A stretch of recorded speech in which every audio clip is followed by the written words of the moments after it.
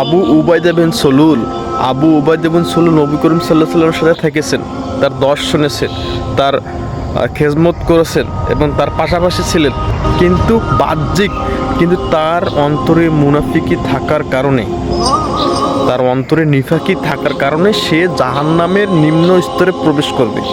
চিন্তা করুন।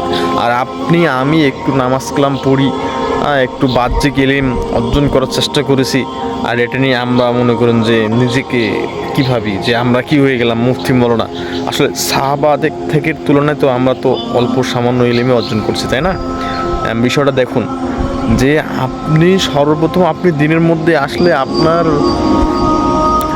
মা, আপনার বাবা তো আপনার ঘুরে পথে, আপনি কার কাছে যাবেন, কার কাছে কি শুনবেন?